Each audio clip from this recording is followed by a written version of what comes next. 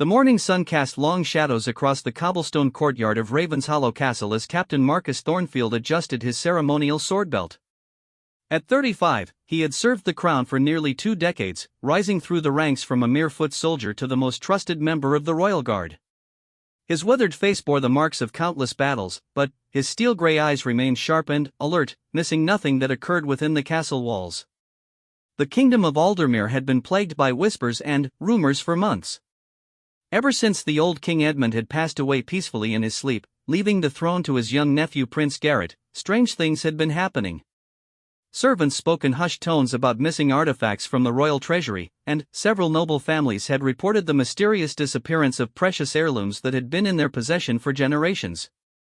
Captain Thornfield had been investigating these incidents quietly, careful not to alarm the court or create panic among the nobility. The young prince was still adjusting to his new responsibilities, and the last thing the kingdom needed was widespread fear about theft within the royal household itself. But Marcus knew something was deeply wrong. His instincts, honed by years of military service and palace intrigue, told him that these weren't random acts of burglary. As he walked through the castle's main corridor, Marcus noticed Lady Eleanor Whitmore approaching from the opposite direction. She was the daughter of Lord Commander Whitmore, one of the most influential nobles in the kingdom, and someone whose family had served the crown loyally for over 3 centuries. Her usually composed demeanor seemed troubled this morning, and Marcus could see the worry lines creasing her otherwise smooth forehead. "Captain Thornfield," she called out as they met near the grand staircase that led to the royal chambers. "I was hoping to speak with you about a rather urgent matter." Marcus bowed respectfully. "Of course, my lady. How may I be of service?" Lady Eleanor glanced around nervously, ensuring they were alone before continuing. "It's about my grandmother's emerald necklace, the one that belonged to Queen Isabella herself. It was given to our family as a token of appreciation after my great-grandfather saved the late king's life in battle. Last night, I discovered it was missing from my chambers." This was the 5th reported theft in as many weeks, and Marcus felt his jaw tighten with frustration. Each stolen item had one thing in common: they were all connected to the royal family in some way, either as gifts, inherited pieces, or artifacts that had once belonged to previous monarchs. "When did you last see the necklace, my lady?" Marcus asked, pulling out a small leather journal where he had been documenting each incident. 3 days ago, when I wore it to the harvest festival. I placed it carefully in my jewelry box that evening, and I'm certain it was secure. My chambers are always locked, and only my most trusted servants have access." Lady Eleanor's voice carried a note of desperation. "Captain, this necklace isn't just valuable because of its jewels. It carries the history of our family's service to the crown. Without it, we lose a piece of our legacy." Marcus nodded gravely. He understood the significance of such family heirlooms in the noble houses of Aldermere. These weren't mere possessions, they were symbols of honor, loyalty, and centuries-old bonds between families and the monarchy. The systematic targeting of such items suggested something far more sinister than common theft. "My lady, I want you to know that I'm taking this matter very seriously. I believe your necklace is connected to several other similar incidents that have occurred recently. I'm planning a comprehensive investigation that should begin very soon." Marcus chose his words carefully, not wanting to reveal too much about his suspicions. As Lady Eleanor thanked him and continued on her way, Marcus made his way to his private office in the castle's east wing. The room was spartanly furnished, with just a wooden desk, 2 chairs, and several maps of the kingdom hanging on the stone walls. But, hidden behind a false panel in his bookshelf was where he kept his most sensitive documents and evidence. Marcus pulled out a detailed floor plan of the castle and spread it across his desk. Over the past several weeks, he had been marking the locations where thefts had occurred, and a disturbing pattern was beginning to emerge. All of the stolen items had come from chambers that were located near secret passages that only a few people knew existed. These passages had been built centuries ago as escape routes for the royal family during times of siege or invasion, but they had rarely been used in recent decades. The captain's investigation had led him to suspect that someone with intimate knowledge of the castle's hidden architecture was behind the thefts. This wasn't the work of an outsider or a common criminal. It had to be someone who belonged in the castle, someone who could move freely through the corridors without arousing suspicion, and someone who knew exactly which items held the most historical and emotional significance. Marcus had compiled a list of potential suspects, but it was a troubling roster that included several people he had served alongside for years. There was Geoffrey Blackwood, the castle's head steward, who had access to every chamber and knew the daily routines of all the noble families. There was Master Edmund Cross, the royal historian, who would certainly know which artifacts held the most historical value. And, most disturbingly, there was Sir Roland Ashford, a fellow captain in the Royal Guard who had been acting strangely ever since Prince Garrett's coronation. The evidence against Sir Roland was circumstantial but concerning. He had been seen near several of the locations where thefts had occurred, always with plausible reasons for being there. He had also been asking unusual questions about the castle's history and the significance of various royal artifacts. Most troubling of all, Marcus had noticed that Roland seemed to have more gold in his possession than his military salary should have provided. But Marcus was a careful man, and he knew that accusations without solid proof could destroy careers and friendships. He needed concrete evidence before he could move forward with any formal investigation. That's when he decided to implement a plan that would either clear his suspicions or confirm his worst fears. Late that evening, Marcus met secretly with Thomas Hartwell, his most trusted sergeant and longtime friend. Thomas had served under Marcus for over 10 years, and his loyalty was unquestionable. The two men met in the castle's armory, where the sound of their conversation would be masked by the work of the castle's blacksmiths who labored late into the night maintaining weapons and armor. "Thomas, I need your help with a delicate matter," Marcus began, ensuring they were completely alone. "I believe someone within our own ranks may be responsible for the recent thefts of royal artifacts." Thomas's face darkened with concern. As a man who had dedicated his life to protecting the crown, the idea of betrayal from within the royal guard was deeply disturbing. "What do you need me to do, Captain?" Marcus outlined his plan carefully. He would arrange for false information to be leaked about a particularly valuable artifact supposedly hidden in the private quarters of various suspects. By creating different stories for different people, they could determine who might be acting on the information. It was a risky strategy, but it might be their only chance to catch the thief in action. "We'll need to be extremely careful," Marcus warned. "If word of our investigation spreads, it could cause panic throughout the court. And if we're wrong about our suspicions, we could destroy the reputation of innocent people." Thomas nodded solemnly. "I understand the risks, Captain. But these thefts are undermining the trust and stability of the entire kingdom. We have to act." Over the next several days, Marcus and Thomas carefully planted their false information. They told Geoffrey Blackwood about a supposedly hidden crown jewel in the library's rare book collection. They mentioned to Master Cross that an ancient scepter was supposedly concealed in the castle's wine cellar. And they informed Sir Roland about a legendary royal dagger that was allegedly hidden in the chambers of Lord Whitmore. Each piece of false information was designed to be believable and tempting enough to prompt action from anyone who might be planning further thefts.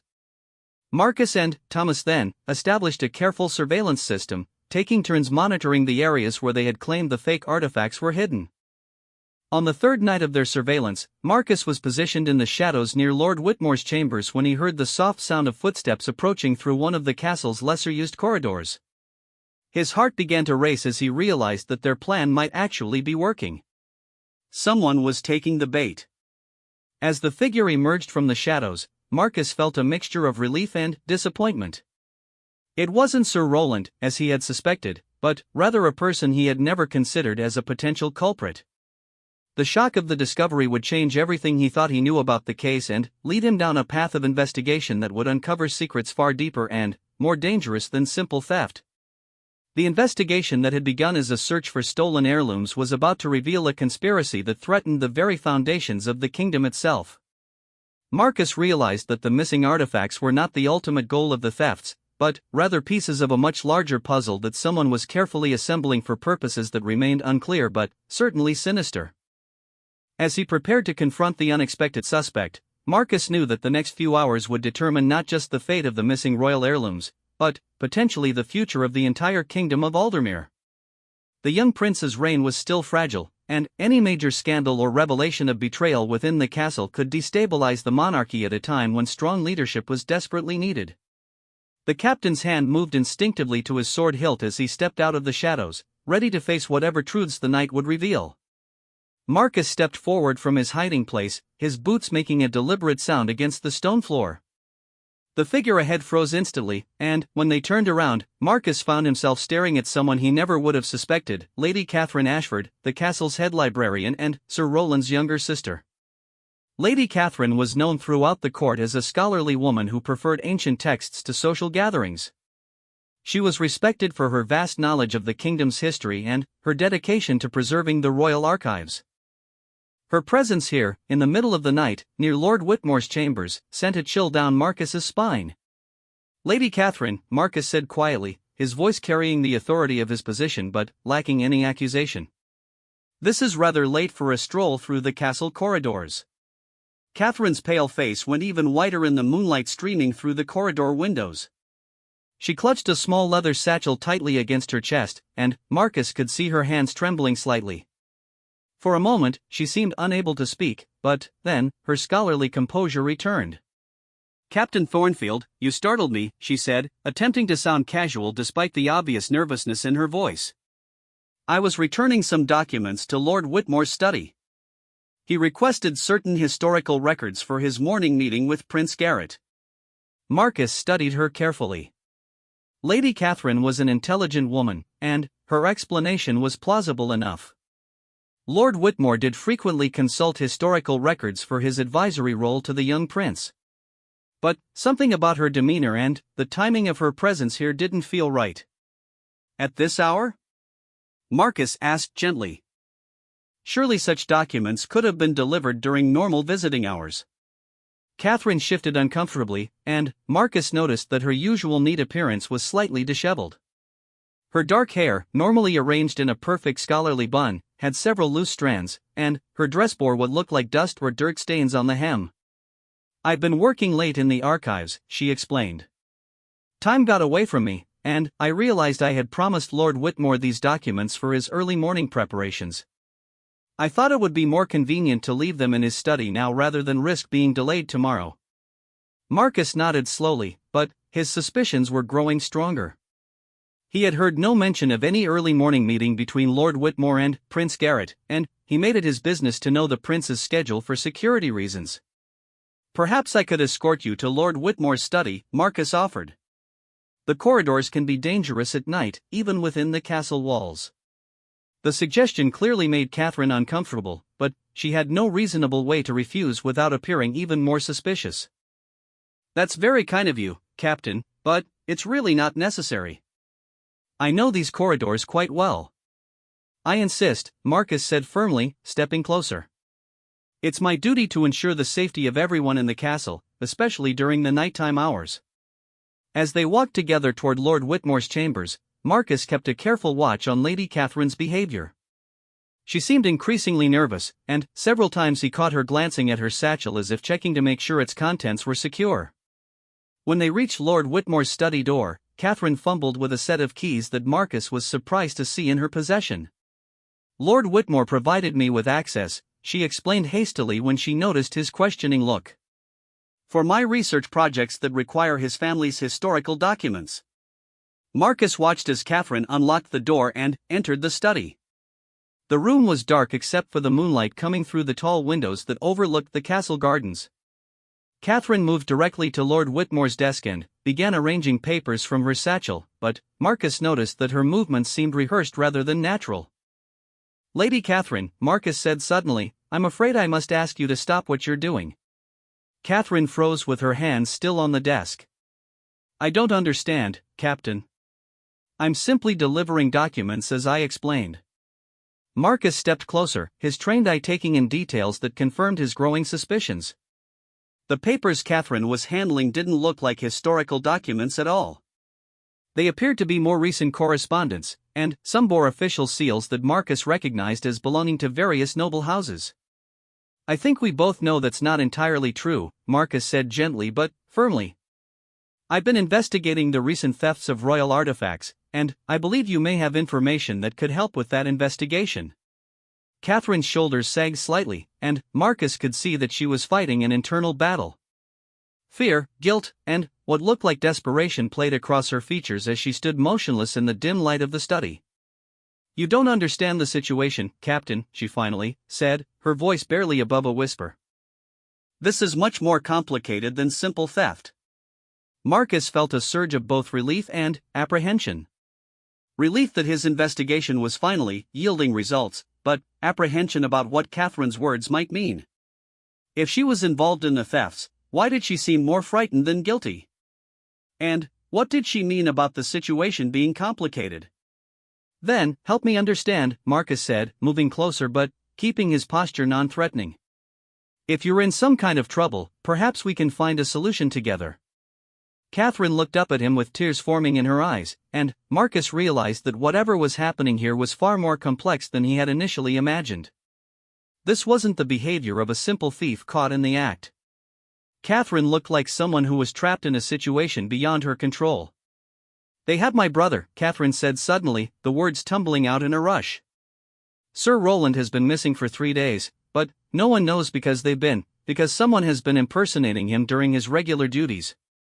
Marcus felt the ground shift beneath his feet. Sir Roland missing? But Marcus had seen him just yesterday during the morning guard briefing. Or had he? Now that Catherine mentioned it, Marcus tried to recall their recent interactions, and he realized that Roland had seemed different lately. Less talkative, more distant, and somehow unfamiliar despite their years of service together. "Who has your brother?" Marcus demanded, his voice sharp with authority and concern. "And what do they want?" Catherine collapsed into one of Lord Whitmore's chairs, the weight of her secret finally overwhelming her. "I don't know who they are, but they know everything about the castle. They know about the secret passages, the guard rotations, the location of every valuable artifact. They've been forcing me to gather information about the noble families and their possessions." Marcus knelt beside her chair, his mind racing to process this revelation. "The stolen artifacts, you've been helping them identify targets?" Catherine nodded miserably. "They told me they would kill Roland if I didn't cooperate. They wanted detailed information about which families possessed items that once belonged to the royal family.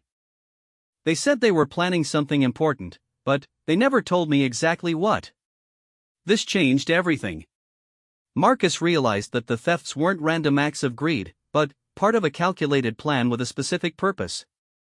Someone was collecting items with historical significance to the royal family, and they were using threats and impersonation to achieve their goals. "Catherine, this is crucial," Marcus said urgently. "Do you know where they're holding your brother? Or how they've been impersonating him?" Catherine wiped her eyes and tried to compose herself. "They've been very careful never to let me see their faces clearly. They always meet me in the old castle dungeons, in the sections that haven't been used for decades. As for Roland, they somehow have someone who can pass as him during his regular duties, but I think they're keeping the real Roland imprisoned somewhere outside the castle." Marcus stood up and began pacing the small study, his strategic mind working through the implications of what Catherine had told him. The existence of an impostor meant that the conspiracy had resources and planning far beyond what he had initially suspected. It also meant that the real threat to the kingdom might be even greater than the theft of artifacts. "What were you supposed to do here tonight?" Marcus asked, gesturing toward the papers Catherine had been arranging on Lord Whitmore's desk. Catherine looked ashamed as she explained. "They wanted me to plant forged documents that would make it appear that Lord Whitmore has been secretly negotiating with enemies of the kingdom. They said it was part of a larger plan to discredit several of the noble families who are most loyal to Prince Garrett." The pieces of the puzzle were beginning to form a terrifying picture in Marcus's mind. Someone wasn't just stealing artifacts, they were working to destabilize the young prince's reign by eliminating his most trusted advisors and supporters.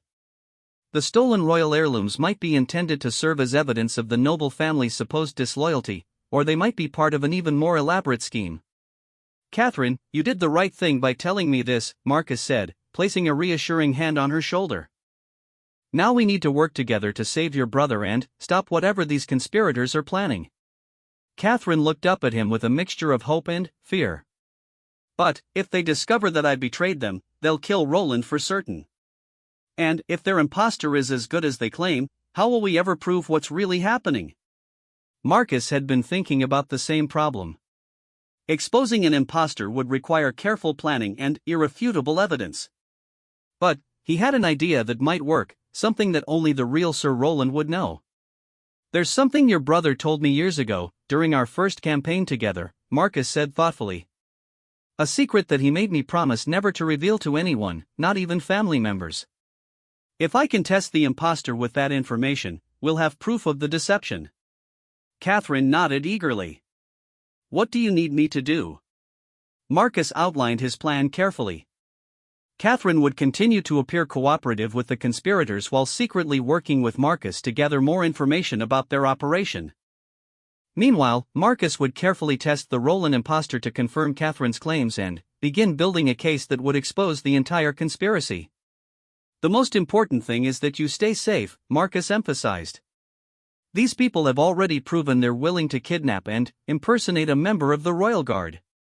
They won't hesitate to harm you if they suspect betrayal." As they prepared to leave Lord Whitmore's study, Catherine grabbed Marcus's arm.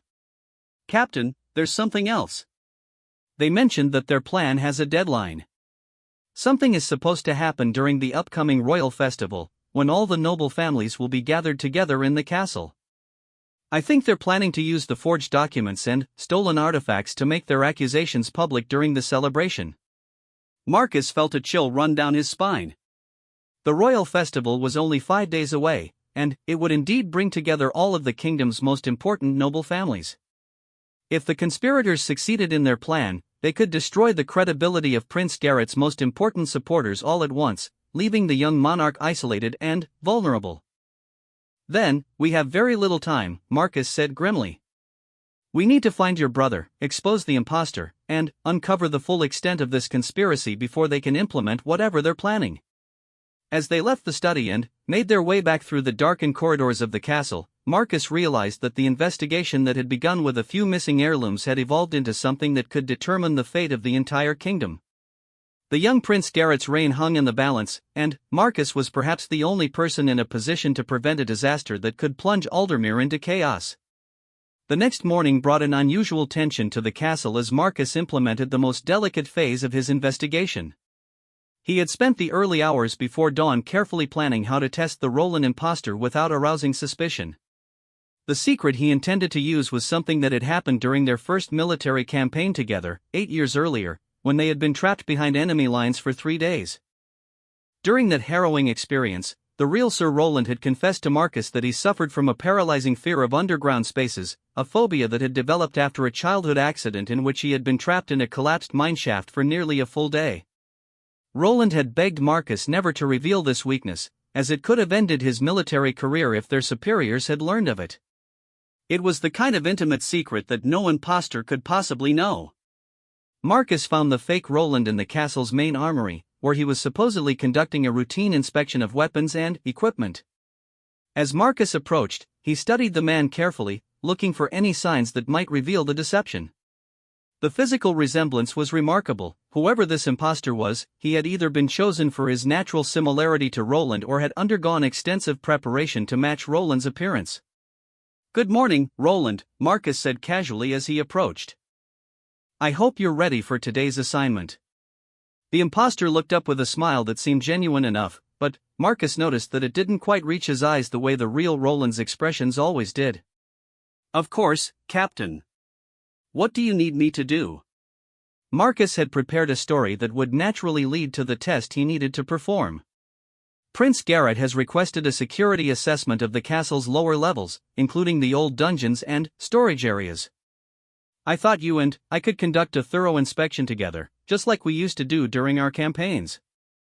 Marcus watched carefully as he mentioned the underground areas, and he was satisfied to see no reaction whatsoever from the imposter. The real Roland would have immediately tensed up or found an excuse to avoid such an assignment. "That sounds perfectly reasonable," the imposter replied smoothly. "When would you like to begin?" "Right now would be ideal," Marcus said. "We should start with the deepest levels and work our way up systematically." As they made their way through the castle toward the entrance to the lower levels, Marcus continued to test the imposter with subtle references to shared memories and experiences. Each time, the fake Roland either gave vague responses or skillfully redirected the conversation. It was clear that whoever had trained him had done an excellent job, but they couldn't possibly have prepared him for every detail of the real Roland's life.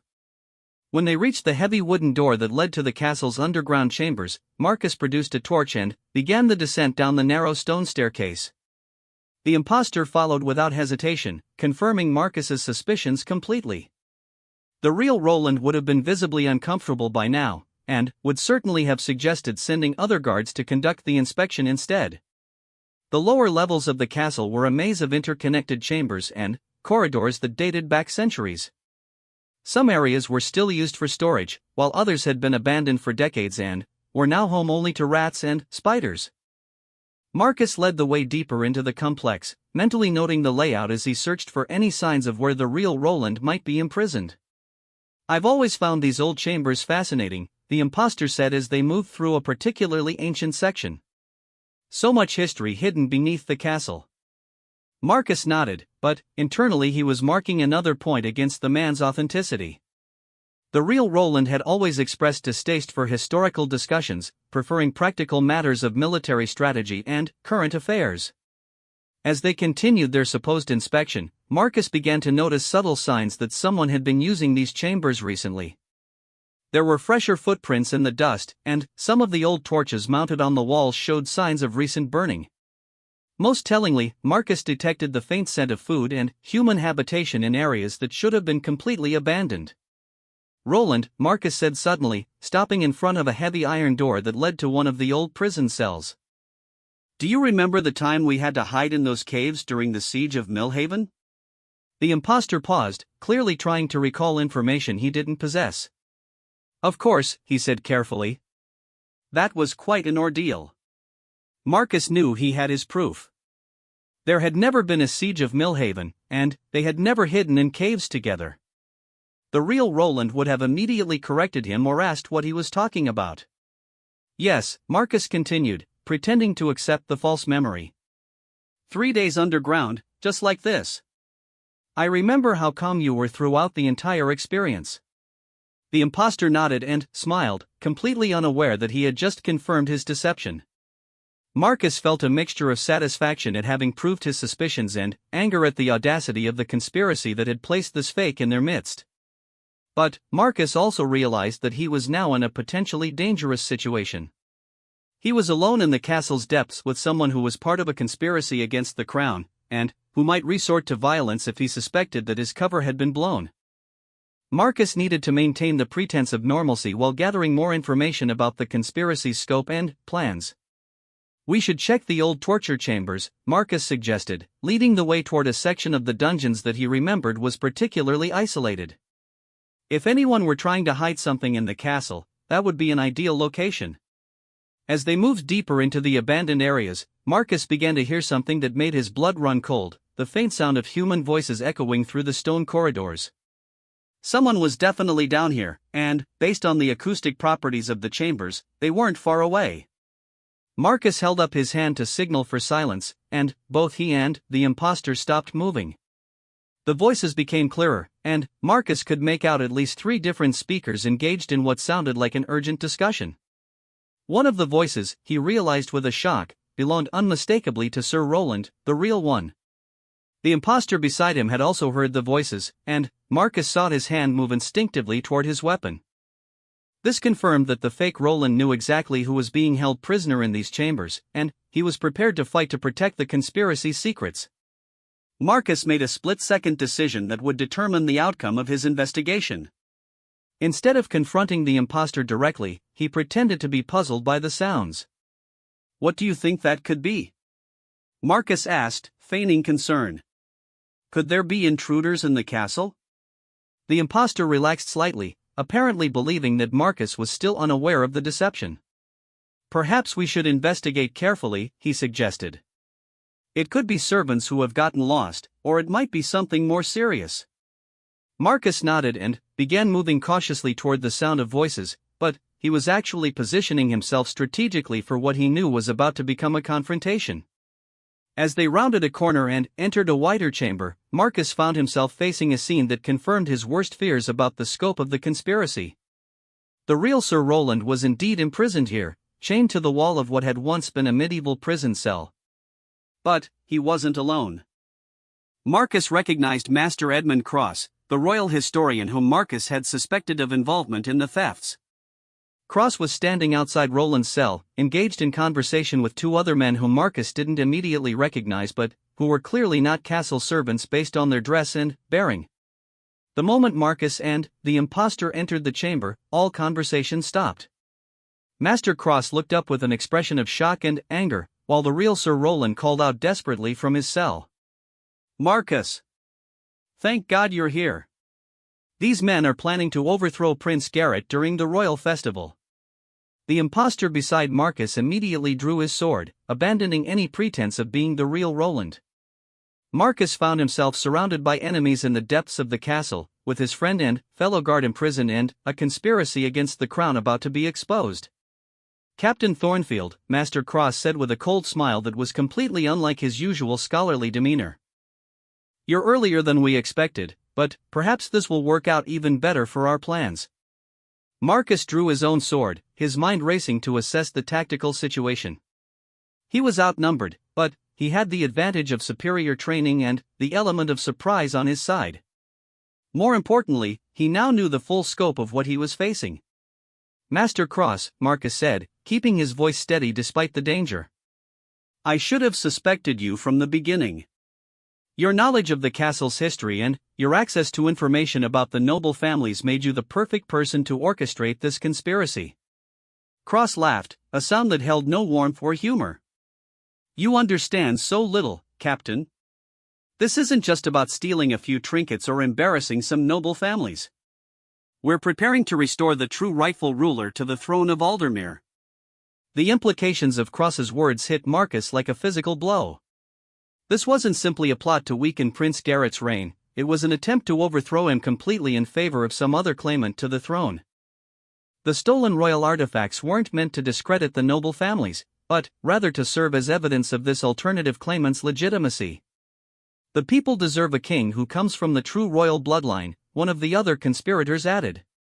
"Prince Garrett is nothing more than a usurper who inherited the throne through a technicality of succession law." Marcus realized that he was facing something far more dangerous than simple political intrigue. This was treason of the highest order, and if the conspirators succeeded, it could plunge the entire kingdom into civil war. The upcoming royal festival, with all the noble families gathered together, would provide the perfect opportunity for the conspirators to make their move. "The real question, Captain," Master Cross continued, "is whether you're going to join us willingly, or whether we'll have to ensure your silence permanently." Marcus glanced around the chamber, taking note of every possible escape route and weapon. The real Sir Roland was still chained in his cell, but Marcus could see that his friend was preparing to help in whatever way he could. The impostor was positioned to block the main exit, while the other conspirators had spread out to surround Marcus. "I swore an oath to protect the crown," Marcus said firmly. "That oath includes Prince Garrett, regardless of whatever claims you think you can make about his legitimacy." Cross's expression hardened. "Then, you've made your choice, Captain. I'm afraid you won't be leaving these chambers alive."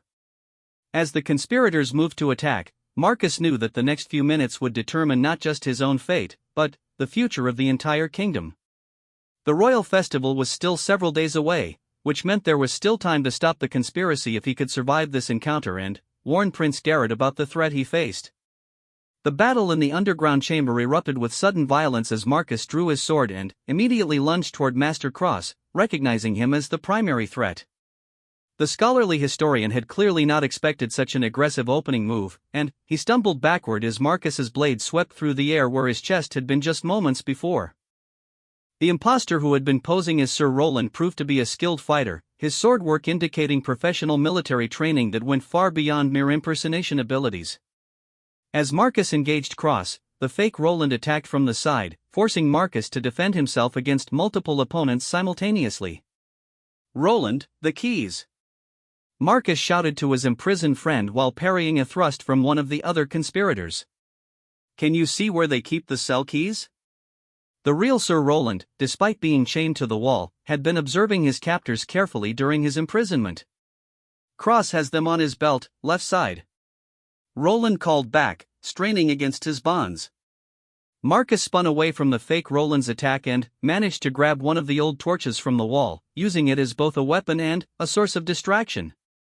He swung the flaming torch in a wide arc, forcing the conspirators to back away and giving himself a moment to assess his tactical options.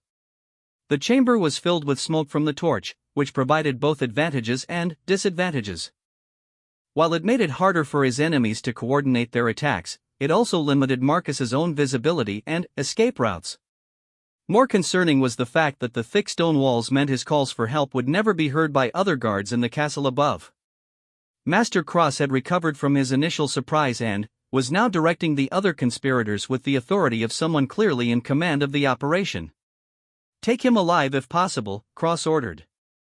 "He may have already told others about his suspicions, and we need to know what he knows." This command gave Marcus a slight tactical advantage, as it meant his opponents would be somewhat restrained in their attacks. However, he also realized that being taken alive might be worse than dying in combat, especially given what the conspirators were planning for the royal festival. Marcus feinted toward the fake Roland, then, suddenly, reversed direction and tackled Master Cross directly, sending both of them crashing into the stone wall of Roland's cell. The impact knocked Cross's sword from his hand, and Marcus was able to grab the ring of keys from the historian's belt before rolling away from a counterattack. "Roland, catch!" Marcus threw the keys toward his friend's cell, hoping that Roland would be able to reach them despite his restraints. The real Sir Roland stretched as far as his chains would allow and managed to grab the key ring just as one of the other conspirators lunged toward the cell to prevent the rescue. Roland immediately began working to unlock his shackles while Marcus continued to fight off the remaining attackers. "You're only delaying the inevitable, Captain," Master Cross said as he retrieved his weapon. "Even if you escape from here, you can't stop what's already been set in motion. Our candidate has legitimate claim to the throne, and the evidence we've gathered will prove it to the entire kingdom." Marcus managed to disarm the impostor with a clever maneuver that sent the fake Roland's sword clattering across the stone floor. As the man dove to retrieve his weapon, Marcus pressed his advantage against the remaining standing opponent. "Your candidate's claim won't matter if it's based on forged documents and stolen artifacts," Marcus replied, breathing heavily from the exertion of the fight. "The people of Aldermere won't support a usurper who came to power through deception and violence." Cross laughed grimly. "You still don't understand the full scope of our preparation, Captain. We have supporters throughout the kingdom, including several noble houses who are tired of being ruled by what they see as an illegitimate monarch. Prince Garrett's youth and inexperience have made him many enemies." At that moment, Marcus heard the blessed sound of chains hitting the floor as Roland finally freed himself from his restraints. The real knight immediately joined the battle, though weeks of imprisonment had clearly weakened him. Still, his presence changed the dynamics of the fight significantly. "Roland, can you handle the impostor?" Marcus called out as he engaged two opponents simultaneously. "I need to deal with Cross before he can escape and warn the other conspirators." Roland nodded grimly and moved to confront the man who had been impersonating him. The psychological impact of facing his own double seemed to give Roland additional strength, and he attacked with a fury that quickly put the impostor on the defensive. Master Cross, realizing that the situation was turning against the conspirators, began backing toward a corridor that Marcus hadn't noticed before. It appeared to be another secret passage that led deeper into the castle's foundations, probably connecting to the network of tunnels that the conspirators had been using for their operations. "If you think capturing us will end this conspiracy, you're gravely mistaken," Cross taunted as he retreated. "We are just one cell of a much larger organization. The festival will proceed as planned, with or without our direct involvement." Marcus pursued Cross into the narrow passage, leaving Roland to finish dealing with the remaining conspirators in the main chamber.